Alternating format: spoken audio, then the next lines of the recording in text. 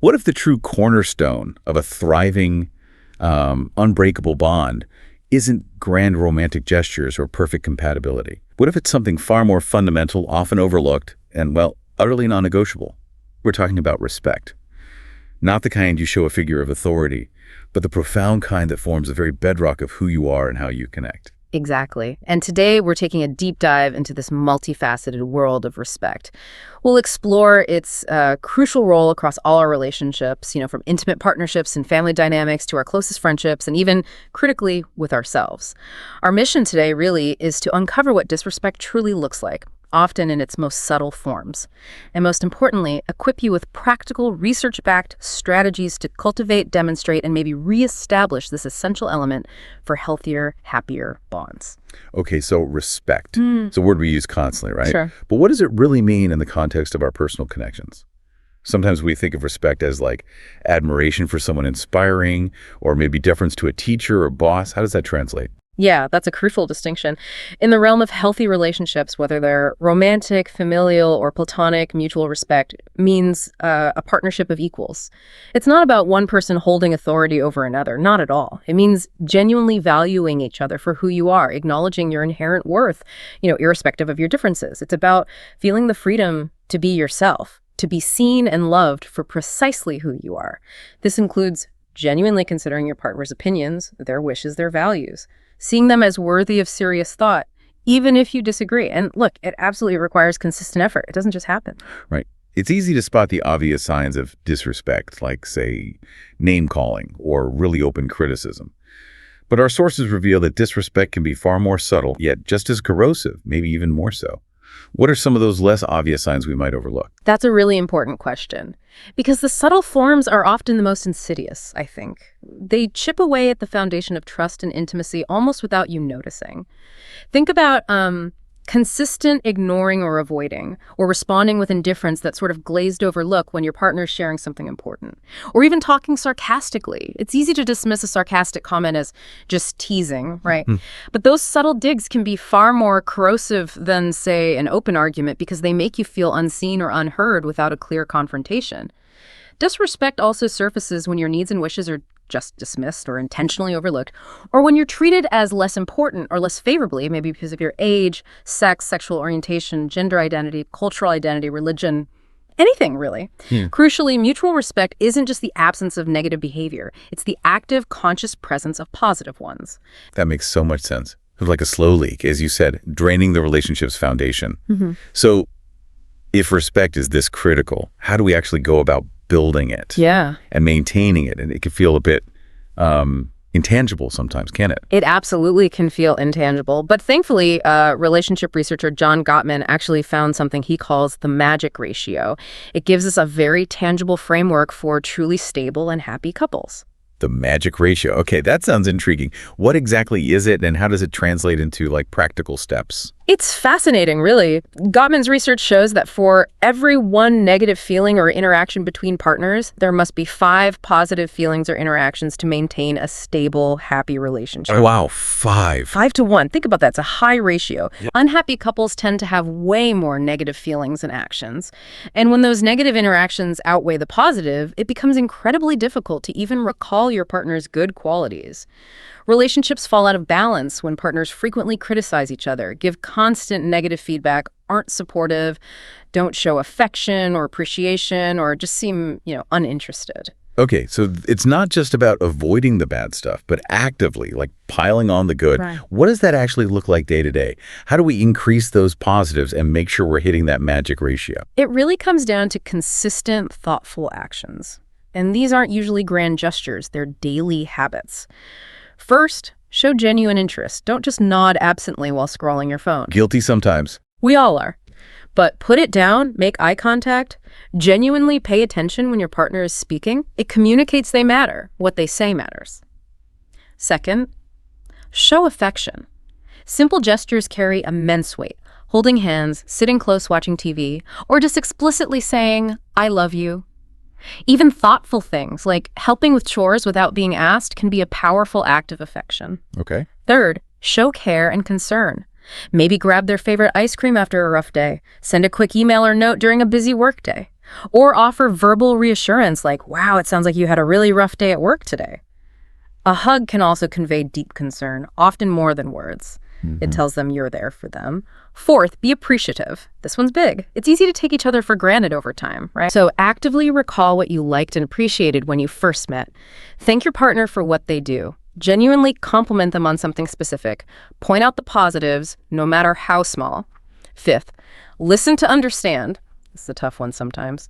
Don't just wait for your turn to talk or plan your response. Listen carefully, completely before giving advice. Show you understand their perspective. You can do that verbally, like reflecting back what you heard, or non-verbally, nodding, open body language. It builds huge trust. Right, not just waiting to jump in. Exactly.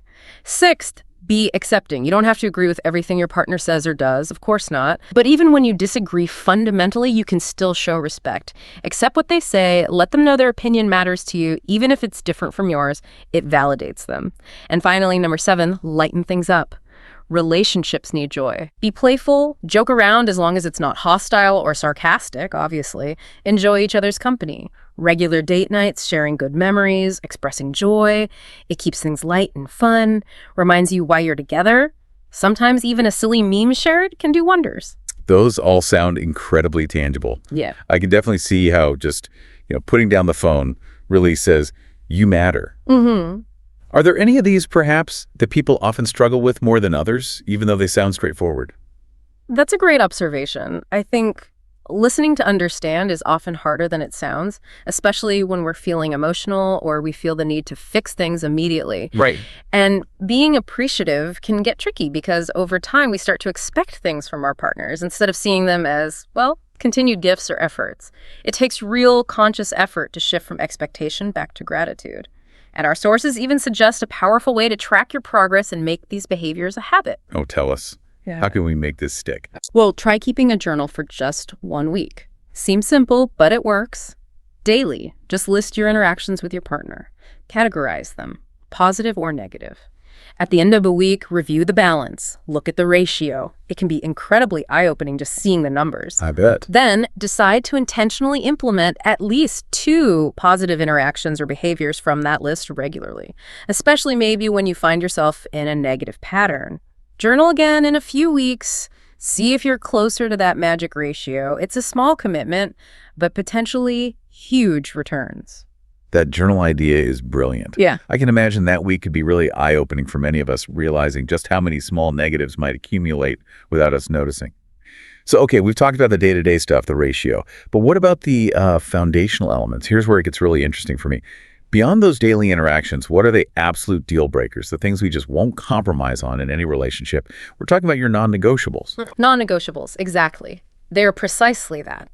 Elements that are simply not open for debate or modification in your relationships, romantic, familial, whatever. They are absolutely crucial for protecting yourself, your identity, your happiness. Failing to identify them, well, it can leave you feeling lost, stagnant, depressed, anxious, or even tragically lead you into unhealthy or abusive situations. They are your personal red lines. And while many non-negotiables are deeply personal, there seem to be some that are almost universally accepted as foundational for healthy connections, aren't there? Right. What are those common pillars? Absolutely. Among the common, almost universal non-negotiables, first and foremost, mutual respect. We keep coming back to it because it's paramount. It's crucial not just for solving problems, but for the long-term health and happiness of the relationship itself. It includes accepting differences, not trying to change or control the other person. Without it, honestly, the relationship is built on sand. Then there's trust. Just fundamental. Trusting your partner has your best interests at heart, is loyal, will be there when you need them. Without trust, you're just going to have constant conflict, suspicion, instability. It's exhausting. Yeah. Honest communication is another absolute must. The ability to openly and importantly safely express feelings, thoughts, desires, needs. This builds that trust, nurtures emotional intimacy, makes conflict resolution actually possible. Without it, resentment builds, problems fester under the surface. Yeah. Commitment. This means putting genuine, consistent effort into maintaining and nurturing the relationship, making future plans together, building a life as a team. It's about choosing the shared journey. And finally, aligned values and goals. Now, personal goals might differ, that's fine. But couples whose core values and life dreams align, they tend to last longer. For instance, if one partner definitely wants marriage and kids, and the other wants to, I don't know, travel indefinitely as a free spirit, that's a significant challenge, often insurmountable. A big one. Yeah. And even if values aren't totally aligned, respecting each other's core values is absolutely essential. We've heard from leading relationship experts, psychologists on this. How do their insights tie into these non-negotiables? What do they emphasize? Leading experts consistently echo these sentiments. They often put their own spin on the critical elements, but the core ideas are there. Dr. John Gottman, building on his magic ratio, he stresses open communication, paying attention, and crucially, responding to what he calls bids for love.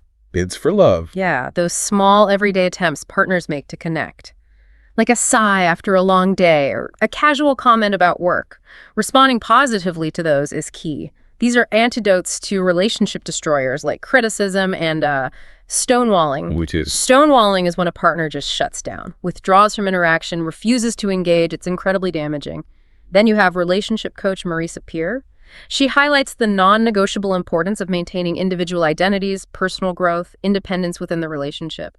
You shouldn't lose yourself. Definitely. Esther Perel, known for her work on desire and infidelity, she emphasizes creating emotionally safe spaces, places where partners can express feelings and needs without fear of negative consequences or judgment. Dr. Sue Johnson, she's a pioneer in emotionally focused therapy. She states that love requires partners to be ARE, accessible, responsive, and engaged, especially when one partner is in pain or feeling vulnerable. There. Accessible, responsive, engaged.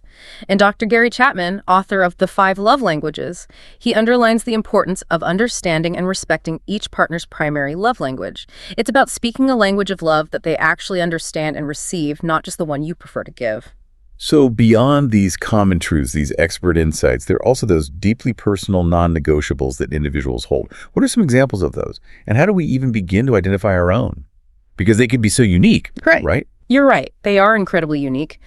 They often stem from our core values, our upbringing, and critically, our past experiences, often painful ones.